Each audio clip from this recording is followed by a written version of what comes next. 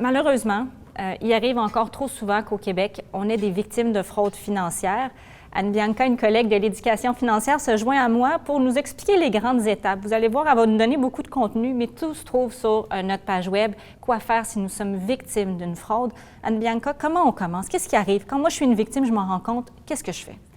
Écoute, Caroline, d'abord, j'aimerais préciser, c'est très important, qu'il n'y a pas de honte à être une victime de fraude financière. Ça peut arriver à tout le monde. La fraude touche les gens de tous les milieux, de tous les horizons et de tous les âges. Les fraudeurs sont très habiles pour gagner de notre confiance et sont passés maîtres dans l'art de le faire. Et c'est souvent pourquoi on tombe rapidement dans le piège sans s'en rendre compte. Donc, même si on se croit être très avisé et à son affaire. Donc, ne pas hésiter à en parler, c'est vraiment le mot d'ordre, et contacter l'Autorité des marchés financiers rapidement si on croit être victime d'une fraude financière. Comment on va se rendre compte souvent qu'on est une victime de fraude financière? C'est souvent au moment où on va vouloir récupérer notre argent. Donc, on va s'apercevoir, par exemple, que le site Web ou la plateforme d'investissement n'existe plus, a complètement disparu. Ou encore, on va se rendre compte qu'on n'a plus accès à nos comptes, que notre argent est comme disparu carrément, on n'a plus de compte avec la compagnie ou l'entreprise en question. Ou encore, si on a un contact qui nous avait invité à investir et tout ça et qu'on souhaite le contacter pour récupérer notre argent, on va souvent se rendre compte que malheureusement, il ne nous donne plus de signe-vie, il ne répond plus à nos courriels ou à nos demandes. Donc, tout ça, ce sont des petits drapeaux rouges qui devraient s'allumer pour nous. Alors, dès qu'on se rend compte d'une situation comme celle-là, c'est important d'agir rapidement et de contacter l'autorité.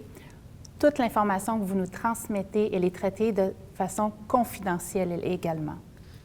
Si ce sont des réseaux organisés de fraudeurs, si ça se passe beaucoup à l'international, dans ce cas-là, est-ce que c'est utile quand même de contacter rapidement l'autorité? Tout à fait, Caroline, et c'est une très bonne question. Pourquoi? C'est que ça va nous permettre de vous aider à limiter les dommages. Parce que souvent, ce qu'on se rend compte, c'est que quand on est une victime de fraude financière, on court malheureusement le risque d'être une victime une deuxième, voire même une troisième fois. Ce qu'on observe, en fait, c'est que les fraudeurs vont faire circuler des listes de leurs victimes pour justement être capable de les embarquer dans un autre stratagème qui va consister souvent à leur proposer de récupérer leur argent en se faisant passer pour des agences ou des entreprises spécialistes de recouvrement. Évidemment, on va encore demander de l'argent à ces victimes-là pour leur faire miroiter, là, si on veut, la possibilité de récupérer l'argent. Et dans les faits, évidemment, ce n'est qu'un prétexte pour aller chercher un petit peu plus d'argent encore. Donc, si on est victime, de ne pas être en panique, de ne pas essayer de trouver les solutions nécessairement par nous-mêmes, là, parce qu'on risque là, vraiment d'être fraudé une deuxième fois. Effectivement. Donc, si jamais vous êtes sollicité, on vous dit qu'on va vous aider à récupérer votre argent. Surtout, n'envoyez pas d'autres fonds. Contactez plutôt l'autorité et nous, à ce moment-là, on va simplement vous accompagner à partir des faits que vous nous aurez transmis, voir qu'est-ce qu'on peut faire là, à ce moment-là. D'autres petits trucs aussi à faire rapidement si jamais on se rend compte qu'on est victime d'une fraude financière. Pensez à changer ses mots de passe, évidemment en le faisant à partir d'un appareil qui n'aurait pas été corrompu par le fraudeur. On va penser aussi à activer une alerte de sécurité sur son dossier de crédit en contactant les agences de crédit TransUnion ou encore Equifax. Évidemment, si une demande inhabituelle était repérée à ce moment-là, normalement, on va être avisé rapidement. Donc, des petits trucs pour éviter là, à ce moment-là usurpation d'identité, évidemment, demandé là, à notre nom alors que ce n'est pas le cas. Donc, on contacte l'autorité rapidement. Est-ce qu'on les contacte? Est-ce qu'on va vous déranger si on a un petit montant? Parce que ça peut être un petit montant, mais pour moi qui est important versus des plus gros. Est-ce que ça a un impact ou je vous appelle quand même? Il n'y a aucun montant minimum pour contacter l'autorité. Tous les montants sont importants. C'est que ce soit 250, 500 $, 1000 $, c'est souvent les économies qu'on peut avoir de côté et il n'y a pas de montant minimum. On a rencontré récemment un homme retraité qui a perdu 9 000 $ dans une fraude d'investissement en ligne et il nous racontait que ce 9 000 $-là, c'était un montant qu'il accumulait depuis plusieurs années pour réaliser un certain projet. Et finalement, il s'est fait prendre dans une fraude financière et il a tout perdu là, en l'espace de quelques heures. Donc, important de nous signaler les cas de fraude, peu importe le montant.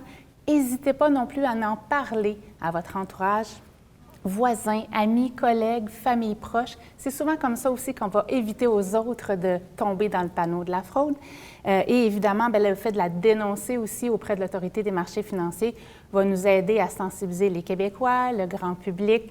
On va faire des alertes, on va faire des mises en garde, on va diffuser l'information dans nos réseaux, justement pour informer les Québécois des stratagèmes qui peuvent avoir lieu et qui puissent se protéger. Si jamais notre mandat ne couvrait pas la fraude dont vous êtes victime, on va être en mesure de vous diriger aussi vers l'organisme qui pourra peut-être vous aider. Les organismes, parce que c'est vrai que quand ça nous arrive, on est en panique, donc on veut récupérer nos sommes. On ne sait pas tout le temps vers qui se tourner. Il y a des nombreux corps policiers, il y a toutes sortes de services et d'organismes. Ça serait lesquels que je devrais contacter? Bien, selon la situation, Caroline, tu vois, on pourrait par exemple contacter le Centre antifraude du Canada, ne serait-ce que pour leur signaler la fraude, pour qu'eux aussi puissent la répertorier et justement prendre certaines actions. On peut aussi contacter la Sûreté du Québec, la SQ ou le service de police de notre municipalité, l'Office de la protection du consommateur, l'OPC par exemple, si la fraude touchait un bien ou un contrat qui n'a pas été respecté. Ou encore, en cas de besoin, on pourrait également consulter un conseiller juridique. Bref, le mot d'ordre final, si on peut dire, c'est si on est victime ou on croit l'aide, c'est important de le signaler dès que possible. Bien, merci. Alors, c'est quand même quelques actions claires, dans le fond, auxquelles passer, un aide-mémoire, si on veut, pour savoir quoi faire si on est victime, nous ou nous-mêmes, d'une fraude financière. Comme je vous le disais, toute l'information se trouve sur notre page Web.